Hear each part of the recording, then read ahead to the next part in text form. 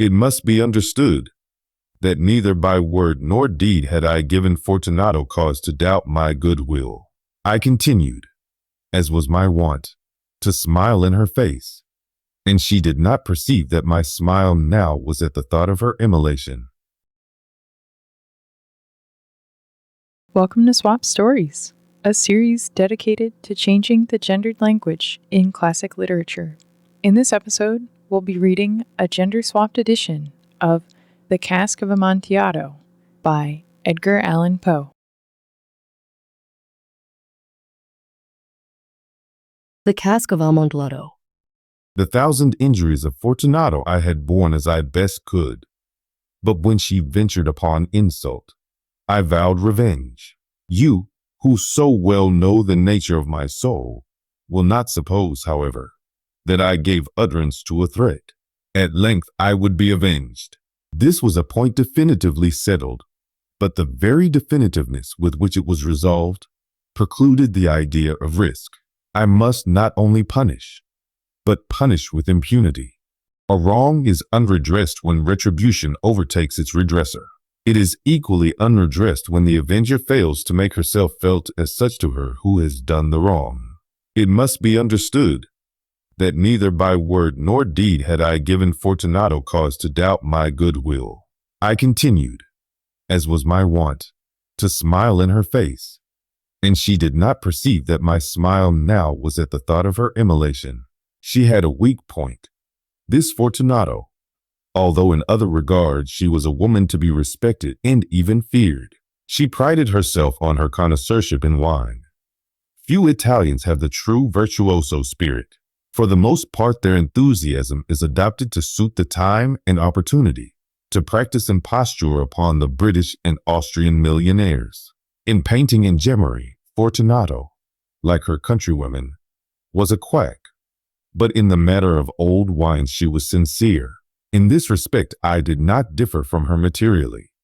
I was skillful in the Italian vintages myself, and bought largely whenever I could. It was about dusk, one evening during the supreme madness of the carnival season, that I encountered my friend. She accosted me with excessive warmth, for she had been drinking much. The woman wore motley. She had on a tight-fitting parti striped dress, and her head was surmounted by the conical cap and bells. I was so pleased to see her that I thought I should never have done wringing her hand. I said to her, "My dear Fortunato, you are luckily met. How remarkably well you are looking today. But I have received a pipe of what passes for Amontillado, and I have my doubts." "How?" said she. "Amontillado? A pipe? Impossible, and in the middle of the carnival." "I have my doubts," I replied, "and I was silly enough to pay the full Amontillado price without consulting you in the matter. You were not to be found, and I was fearful of losing a bargain. Amontillado. I have my doubts. Amontillado, and I must satisfy them. Amontillado.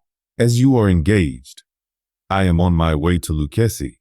If anyone has a critical turn, it is she. She will tell me. Lucchesi cannot tell Amontillado from sherry, and yet some fools will have it that her taste is a match for your own. Come, let us go." "Whither?" "To your vaults." "My friend, no. I will not impose upon your good nature. I perceive you have an engagement." "Lucchesi, I have no engagement." "Come." "My friend, no. It is not the engagement, but the severe cold with which I perceive you are afflicted. The vaults are insufferably damp. They are encrusted with nitre. Let us go." "Nevertheless, the cold is merely nothing. Amontillado, you have been imposed upon. And as for Lucchesi, she cannot distinguish sherry from Amontillado." Thus speaking, Fortunato possessed herself of my arm, putting on a mask of black silk, and drawing a roquelaire closely about my person. I suffered her to hurry me to my palazzo. There were no attendants at home. They had absconded to make merry in honor of the time. I had told them that I should not return until the morning, and had given them explicit orders not to stir from the house. These orders were sufficient. I well knew, to ensure their immediate disappearance, one and all. As soon as my back was turned, I took from their sconces 2 flambeaux, and giving one to Fortunato, bowed her through several suites of rooms to the archway that led into the vaults. I passed down a long and winding staircase, requesting her to be cautious as she followed. We came at length to the foot of the descent, and stood together on the damp ground of the catacombs of the Montresors. The gait of my friend was unsteady, and the bells upon her cap jingled as she strode. "The pipe," said she. "It is farther on," said I. "But observe the white web work which gleams from these cavern walls." She turned towards me, and looked into my eyes with 2 filmy orbs that distilled the rheum of intoxication. "Niter?" she asked at length. "Niter," I replied. "How long have you had that cough?" Ugh, ugh. My poor friend found it impossible to reply for many minutes. "It is nothing," she said at last. "Come," I said, with decision. "We will go back. Your health is precious. You are rich, respected, admired, beloved. You are happy, as once I was. You are a woman to be missed. For me it is no matter. We will go back. You will be ill, and I cannot be responsible. Besides, there is Lucchesi." "Enough," she said. "The cough is a mere nothing. It will not kill me. I shall not die of a cough." "True, true," I replied. "And, indeed, I had no intention of alarming you unnecessarily, but you should use all courteous caution. A draught of this medoc will defend us from the damps." Here I knocked off the neck of a bottle which I drew from a long row of its ladies that lay upon the mold. "Drink," I said, presenting her the wine. She raised it to her lips with a leer. She paused and nodded to me familiarly, while her bells jingled. "I drink," she said, "to the buried that repose around us, and I to your long life." She again took my arm, and we proceeded. "These vaults," she said, "are extensive." "The Montresors," I replied, "were a great and numerous family." "I forget your arms." "A huge human foot door, in a field azure. The foot crushes a serpent rampant whose fangs are embedded in the heel." "And the motto?" "Nemo me impune lacet." "Good," she said. The wine sparkled in her eyes, and the bells jingled. My own fancy grew warm with the medoc. We had passed through walls of piled bones, with casks and puncheons intermingling, into the inmost recesses of the catacombs. I paused again, and this time I made bold to seize Fortunato by an arm above the elbow.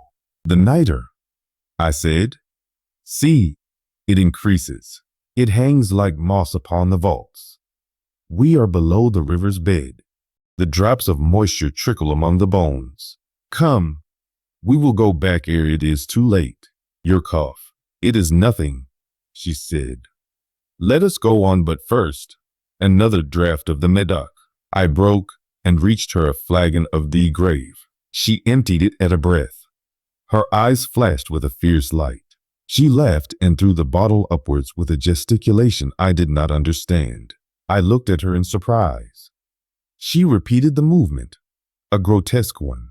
"You do not comprehend?" she said. "Not I replied. "Then you are not of the sisterhood." "How?" "You are not of the Masons." Yes, I said. Yes. "You? Impossible." "A Mason?" "A Mason," I replied. "A sign," she said. "It is this," I answered, producing a trowel from beneath the folds of my roquelaire. "You jest," she exclaimed, recoiling a few paces. "But let us proceed to the Amontillado." "Be it so," I said, replacing the tool beneath the cloak, and again offering her my arm. She leaned upon it heavily. We continued our route in search of the Amontillado. We passed through a range of low arches, descended, passed on, and descending again, arrived at a deep crypt, in which the foulness of the air caused our flambeau rather to glow than flame. At the most remote end of the crypt there appeared another less spacious. Its walls had been lined with human remains, piled to the vault overhead, in the fashion of the great catacombs of Paris. 3 sides of this interior crypt were still ornamented in this manner. From the fourth the bones had been thrown down, and lay promiscuously upon the earth, forming at one point a mound of some size. Within the wall thus exposed by the displacing of the bones, we perceived a still interior recess, in depth about 4 feet, in width 3, in height 6 or 7.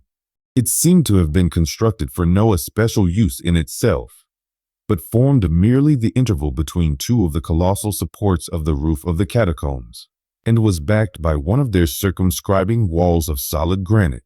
It was in vain that Fortunato, uplifting her dull torch, endeavored to pry into the depths of the recess. Its termination the feeble light did not enable us to see. "Proceed," I said.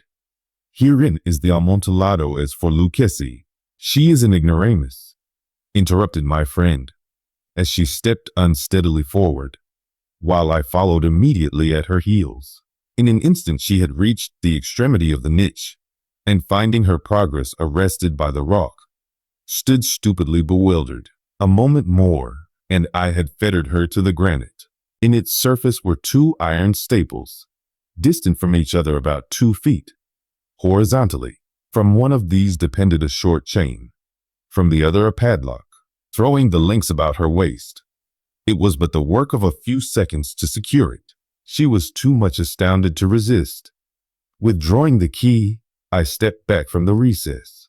"Pass your hand," I said, "over the wall. You cannot help feeling the niter. Indeed, it is very damp. Once more, let me implore you to return." "No? Then I must positively leave you. But I must first render you all the little attentions in my power." "The Amontillado," ejaculated my friend, not yet recovered from her astonishment. "True," I replied, "the Amontillado." As I said these words, I busied myself among the pile of bones of which I have before spoken. Throwing them aside, I soon uncovered a quantity of building stone and mortar. With these materials, and with the aid of my trowel, I began vigorously to wall up the entrance of the niche. I had scarcely laid the first tier of my masonry when I discovered that the intoxication of Fortunato had in a great measure worn off. The earliest indication I had of this was a low moaning cry from the depth of the recess. It was not the cry of a drunken woman. There was then a long and obstinate silence. I laid the second tier, and the third, and the fourth, and then I heard the furious vibrations of the chain. The noise lasted for several minutes, during which, that I might hearken to it with the more satisfaction, I ceased my labors and sat down upon the bones. When at last the clanking subsided, I resumed the trowel, and finished without interruption the 5th, the 6th, and the 7th tier. The wall was now nearly upon a level with my breast. I again paused, and holding the flambeau over the mason work, threw a few feeble rays upon the figure within. A succession of loud and shrill screams, bursting suddenly from the throat of the chain form, seemed to thrust me violently back. For a brief moment I hesitated. I trembled, unsheathing my rapier. I began to grope with it about the recess, but the thought of an instant reassured me. I placed my hand upon the solid fabric of the catacombs, and felt satisfied. I reapproached the wall. I replied to the yells of her who clamored. I re-echoed. I aided. I surpassed them in volume, and in strength. I did this, and the clamor grew still. It was now midnight, and my task was drawing to a close. I had completed the 8th, the 9th, and the 10th tier. I had finished a portion of the last and the 11th. There remained but a single stone to be fitted and plastered in. I struggled with its weight. I placed it partially in its destined position, but now there came from out the niche a low laugh that erected the hairs upon my head. It was succeeded by a sad voice, which I had difficulty in recognizing as that of the noble Fortunato. The voice said, "Ha, ha, ha, she. A very good joke indeed. An excellent jest. We will have many a rich laugh about it at the palazzo. She. Over our wine. She. The Amontillado," I said. She.